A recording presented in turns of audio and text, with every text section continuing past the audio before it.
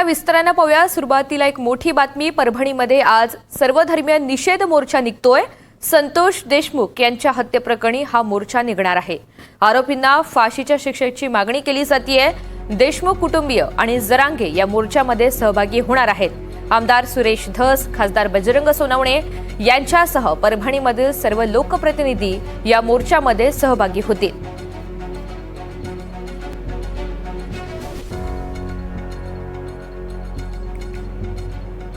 तर परभणीमध्ये आता आज सर्वधर्मीय निषेध मोर्चा निघतोय। थोड्याच वेळात या मोर्चाला सुरुवात होणार आहे। संतोष देशमुख यांच्या हत्येप्रकरणी या निषेध मोर्चाचं आयोजन करण्यात आलेलं आहे। आरोपींना फाशीच्या शिक्षेची मागणी केली जातेय आणि त्यासाठी आता हे सर्व नेते सुद्धा मोर्चामध्ये सहभागी होतील। देशमुख कुटुंबीय, मनोज जरांगे पाटील, सुरेश धस, खासदार बजरंग सोनवणे या मोर्चामध्ये सहभागी होणार आहेत। प्रतिनिधी मोहसिन शेख आपल्याला या सगळ्या संदर्भात अधिकची माहिती देणार आहेत। मोहसिन, किती वेळात हा मोर्चा सुरू होणार आहे? कोणकोणते नेते आता परभणी शहरामध्ये दाखल झालेत?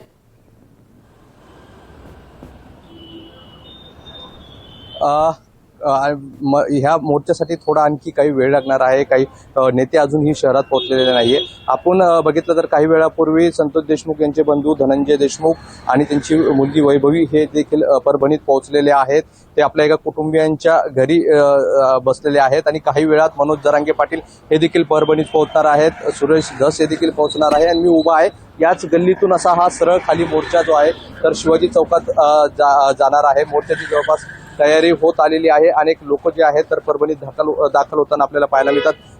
पोलिसांचा बंदोबस्त देखील त्या पद्धतीने जे आहे तर ठिकठिकाणी लावण्यात आलेला आहे आणि हा मोर्चा ची प्रमुख मागणी म्हणजे संतोष देशमुख जे हत्या प्रकरण आहे त्यातील आरोपींना फाशीची शिक्षा केली जावी ही प्रमुख मागणी या मोर्चामध्ये आपल्याला पाहायला मिळणार आहे।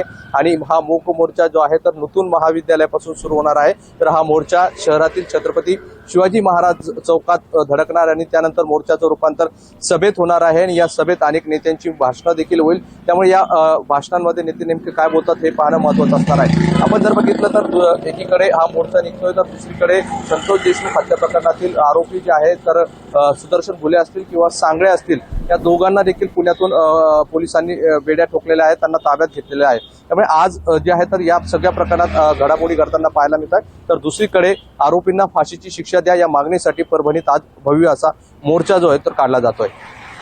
निश्चित, त्यामुळे बीड पाठोपाठ आपण पाहतोय मोहसिन, परभणीमध्ये सुद्धा असा भव्य मोर्चा निघेल असं बोललं जात आहे। या सगळ्या मोर्चाच्या पार्श्वभूमीवर नेमकं कसं नियोजन करण्यात आलेलं आहे? शहरामध्ये कसा बंदोबस्त तैनात आहे याची काय माहिती?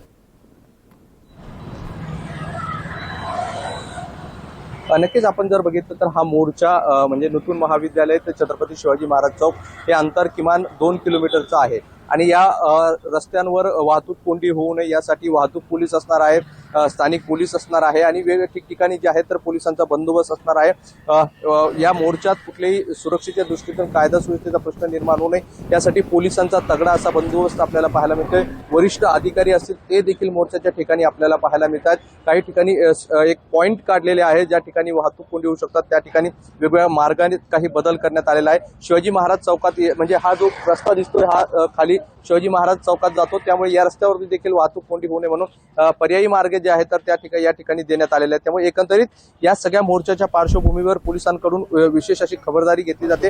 कायदा सुव्यवस्थेच्या दृष्टीनेही आणि वाहतूक कोंडी होऊ नये या दृष्टीने देखील पोलीस जे आहेत तर पाऊल उचलताना आपल्याला पाहायला मिळतात। निश्चित, आणि त्यामुळे मोर्चामध्ये आता कसा पद्धतीने हा मोर्चा निघतो आणि त्यानंतर भाषणे सुद्धा होणार आहेत, त्यामध्ये हे नेते आपली काय भूमिका मांडतात हे पाहणं महत्त्वाचं असेल। मोहसिन, धन्यवाद सविस्तर माहितीसाठी।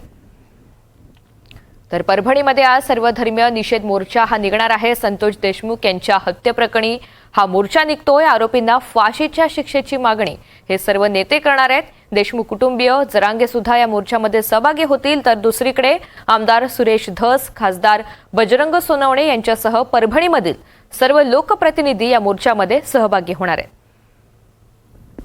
याआधी बीड इथे अशाच पद्धतीचा मोर्चा हा निघालेला होता। भव्य असा मोर्चा बीडमध्ये निघालेला होता।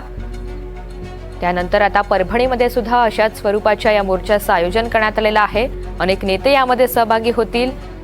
या मोर्चानंतर भाषणं सुद्धा होणार आहेत, ज्यातून हे सर्व नेते या संपूर्ण प्रकरणासंदर्भात आपली भूमिका मांडणार आहेत, आपल्या मागण्यांच्या संदर्भात भाष्य करणार आहेत।